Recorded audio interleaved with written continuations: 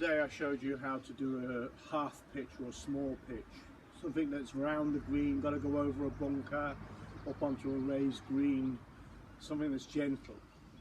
But if you're further away, let's say 50, 60, up to 100 yards for some players, then it's still a short shot because you're still using a shorter club, or should be using a shorter club. And in the professionals' cases, they're still calling it a pitch shot. But let's say you're 50, 60 yards away from the green, you need a little bit more than just a wee bit of arms and hands and breaking the wrists. You need body rotation as well. And today I'm going to show you how to do the full pitch and how to get the body involved. But first I want to mention something about the hands. Everything I say to you all comes back to the impact position and the video that I did, the first video I ever did. With the ball in the hand, swinging backwards and forwards, I showed you how to swing your arms through. And anything that you add to your swing, or anything that you combined movements, an individual movement, whatever it is, it needs to be able to come back to that position there. But today I want to show you about the hands themselves. Now, as I said to you in your pitch shot, as you're going back with your arms don't really change. You haven't changed the shape of the arms. They don't go and start pulling up. They don't start swinging inside the line. They don't start swinging outside the line. They just swing straight back, almost in line with your toes on the ground. And another reason why your feet are the most important thing in a golf swing, because it creates a line for your swing. So you're swinging back and your club head's slightly higher than your hands at this point.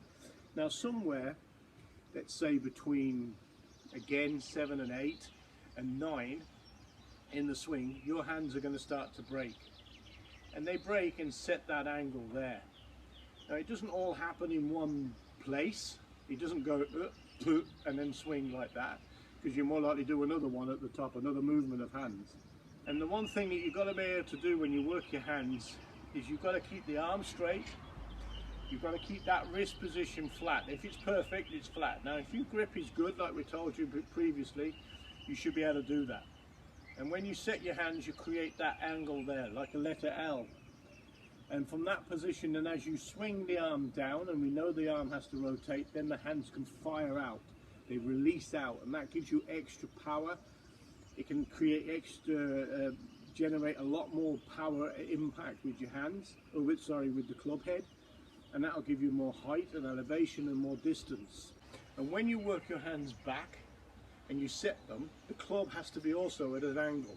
You don't want it up like that above your hands, and you don't want it flat. So somewhere between there and there is where you want it, at that angle.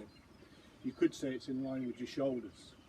And if you're leaning over correctly, if you lean over more, like so, then there's the angle like so. If you're upright more, there's the angle like so. There's the flatness in the swing, you see. So from here, it's setting the hands and combining the movement of hands and arms and controlling the club head. I'm going to do another video on the club head, but setting the hands relaxes the right side, and as you can see there, my shaft's in line with my shoulder, my right shoulder, and as I bring that down and down and down and down, I hold it. I don't lose that shape. And then from that position, I release the hands out, my arms rotated back, I release the hands out, back to straight. So there I am, back again at the very, very first video that I did for you. Bang, I release it, through, over, and round and up we come. So the hands are creating, they're like a second power. You've got your arms that are swinging up and down, and then you've got your hands that can release the club head through. Now, as you become a more proficient golfer, we can talk about how the body can get involved in that, and driving with the shoulders and driving with the legs, but it's releasing that arm and hand. But for the beginning, we set the arms. Most people get this wrong.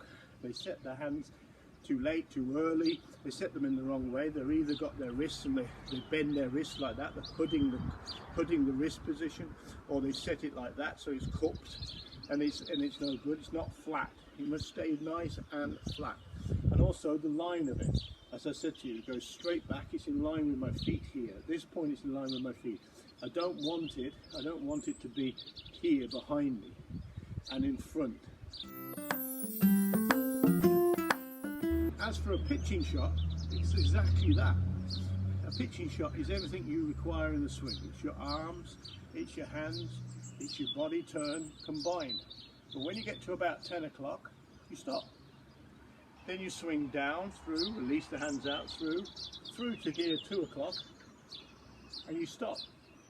And the secret is to keep the distance of hands and arms away from the body. Don't change that. With a full swing, you'll go collapse it and pull the arms in. But with a pitch shot, that's not good. Again, you can open the stance, take the left foot back behind, put a little bit of weight if you want to onto your left side, but 50-50, slightly wider in the base, swinging back, getting the body to turn, get the body to turn there, set the hands, and then from there down, through, and stop. And keeping a consistent rhythm during that movement is vital. If you go and snatch at it or you speed up too much, so from there, full swing 10 till 2, tempo. Now, I can't say to you how important this swing is, because it's very important. It's everything you need in a full swing, and you're not going to be far off. Most people aren't going to get past 10 o'clock anyway, because their bodies don't allow them. So this is a really, really, really important shot for you, and you need to learn how to practice it.